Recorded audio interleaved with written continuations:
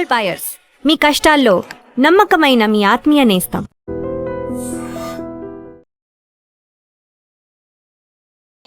నమస్తే, welcome to I dream. నేను వలి. అసలు దేశంలో ఎలాంటి ఘటనలు జరుగుతున్నాయో నిజంగా ఈ ఘటనలు జరుగుతున్నటువంటి తీరును చూస్తుంటే భయం వేస్తుందండి. అంటే ఎప్పుడు ఎవరు ఎట్లా మారిపోతారు, ఎంత సైకోగా బిహేవ్ చేస్తారు, ఎంత క్రిమినల్గా బిహేవ్ చేస్తారన్నది నిజంగా అర్థం కావట్లా. ఇక్కడ మీకు స్క్రీన్లో కనిపిస్తుంది, ఈ అమ్మాయి పేరు శ్వేత అండి. బెంగళూరులో సాఫ్ట్వేర్ ఇంజనీర్. ఆమె బాయ్ ఫ్రెండ్ కెనెత్ అంటే ఇతని పేరు, ఏపీకి సంబంధించినటువంటి వ్యక్తి. ఇతను కూడా సాఫ్ట్వేర్ ఇంజనీర్. వీళ్ళిద్దరూ ప్రేమించుకుంటున్నారు, సహజీవనం చేస్తున్నారు. అయితే సహజీవనం కరెక్ట్ కాదమ్మా అని తల్లిదండ్రులు అన్న పాపానికి ఈ మహానటి అసలు ఈమె ఏం చేసిందో తెలుసా? అమ్మని, నాన్నని, చెల్లెల్ని, ముగ్గురిని చంపేసింది. అసలు చూడండి, అసలు దేశం ఎటుపోతుందో అర్థం కావట్లా. అంటే ఎంత క్రైమ్ కూడా ఎంత ఘోరంగా మారిపోయిందో చూడండి. కన్న తల్లిదండ్రులని, తోడబుట్టినటువంటి చెల్లెళ్ళు కూడా చంపే కాడికి వచ్చింది. అసలు ఈ కేసుకు సంబంధించిన డీటెయిల్స్ చూస్తే వీళ్ళు తమిళనాడుకు సంబంధించినటువంటి వాళ్ళండి. తండ్రి సోమసుందర్, తల్లి ముద్దులక్ష్మి. ఈ శ్వేతకి ఒక చెల్లెళ్ళు కూడా ఉంది, సుప్రియ. వీళ్ళందరూ కూడా పిల్లల చదువుల నిమిత్తం తమిళనాడు నుంచి బెంగళూరుకు వచ్చారండి. బెంగళూరుకు వచ్చిన తర్వాత అక్కడే ఇంజనీరింగ్ కూడా శ్వేత పూర్తి చేసింది. 2 సంవత్సరాల క్రితం చదువు పూర్తి అయిపోయిన తర్వాత ఒక సాఫ్ట్వేర్ కంపెనీలో, బెంగళూరులోనే ఒక సాఫ్ట్వేర్ కంపెనీలో జాబ్ వచ్చింది. 2 years నుంచి జాబ్ చేస్తుంది. ఆ జాబ్ చేసే దగ్గర వీడు పరిచయం అయిపోయాడు. పరిచయం అయిన తర్వాత ఈ అమ్మాయి ఏం చెప్పింది, బెంగళూరు సిటీకి కొంచెం దూరం ఉందనుకుంటా, నేను ఇంటికి రాను, నేను అక్కడే రూమ్ తీసుకొని ఉంటాను, లేదంటే పీజీలో ఉంటాను, ఇలా చెప్పేసి దూరంగా ఉంటుంది. 2 సంవత్సరాల నుంచి వీళ్ళిద్దరూ లవ్లో ఉన్నారు. దట్టు సహజీవనం చేస్తూ ఉన్నారు ఇంట్లో వాళ్ళకి తెలియకుండా. పేరెంట్స్ ఏమో, ఏమ్మా ఏదైనా ఇంపార్టెంట్ వర్క్ ఉన్నా కానీ మేము ఇంటికి పిలిస్తే రావట్లేదు అని చెప్పి క్వశ్చన్ చేయడం స్టార్ట్ చేశారు. సరే, మీరు పిలుస్తూ ఉన్నారు, ఇంపార్టెంట్ కావచ్చు, ఫంక్షన్స్ ఏమైనా ఉంటే కావచ్చు, కానీ నేను రాలేను, నాకు ఇంపార్టెంట్ వర్క్స్ ఉన్నాయి, నాకు ఆఫీస్ అలాట్ చేసినటువంటి వర్క్స్ అని చెప్పి ఏదో ఒకటి చెప్పి దాట వేస్తోంది.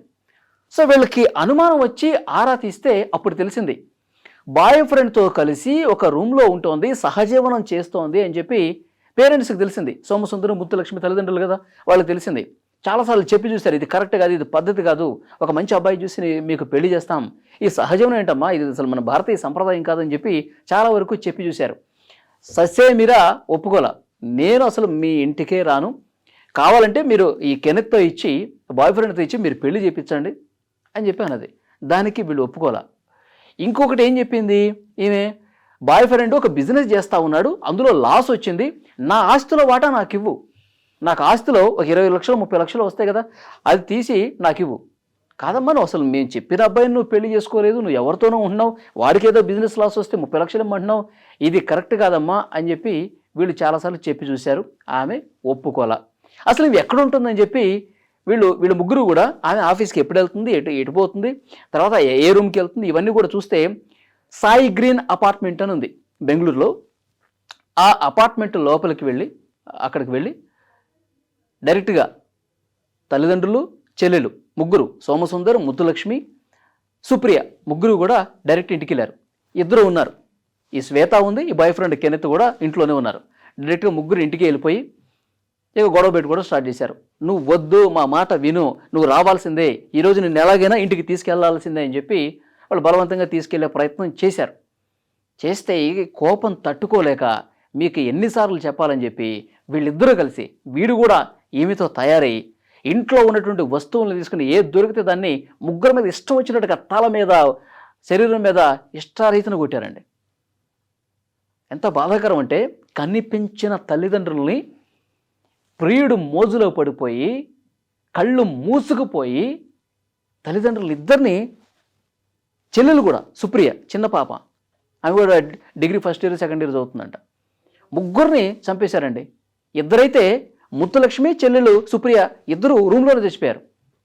ఇష్టం వచ్చినట్టుగా కొట్టేసి వీళ్ళిద్దరు పారిపోయారు. కొన ఊపిరితో తండ్రి ఉన్నాడు సోమసుందర్, అతన్ని అక్కడ అపార్ట్మెంట్లో వాసులు, స్థానికులు వెంటనే ఆసుపత్రికి తీసుకెళ్తుంటే దారిలోనే చనిపోయాడు. తల్లి, తండ్రి, చెల్లి ముగ్గురిని చావబాదేసి చంపేసి అక్కడి నుంచి పారిపోయారంటే అసలు నిజంగా ఎలా అర్థం చేసుకోవాలి? ఈమె మెంటాలిటీని ఏ విధంగా అర్థం చేసుకోవాలి?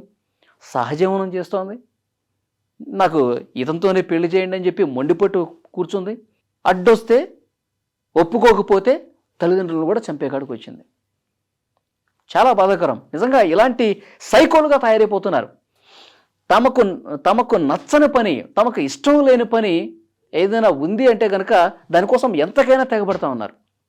తాము అనుకున్నది సాధించడం కోసం ఇవాల్టి యువత, అబ్బాయిలైనా తాము ఏదన్నా అనుకుంటే అది 100% జరిగి తీరాల్సిందే. అది మంచా చెడా, పెద్దవాడు మంచి చెప్తున్నారా చెడు చెప్తున్నారా, దాన్ని ఏది కరెక్టు, ఈ బేరీజ్ వేసుకోవటంలా. మేము అనుకున్నది జరగాలి, లేకపోతే చంపేయాలి. ఇదే మైండ్ సెట్ పెట్టుకున్నారు. నిజంగా చాలా బాధ కలుగుతుంది. దేశవ్యాప్తంగా ఈ కేసు సంచలనంగా మారింది. ప్రస్తుతం వీళ్ళని పట్టుకునే పనిలో పోలీసులు ఉన్నారు. ఇలాంటి వాళ్ళకి ఎలాంటి శిక్ష వేస్తే కరెక్ట్ అండి?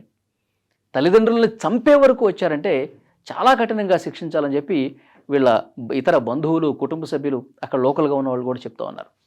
వీళ్ళిద్దరిని ఏం చేయాలి చెప్పండి? ఇలాంటి మైండ్ సెట్ ఉన్నటువంటి అమ్మాయిని ఏం చేయాలి చెప్పండి? కామెంట్ బాక్స్లో తప్పకుండా తెలియజేయండి.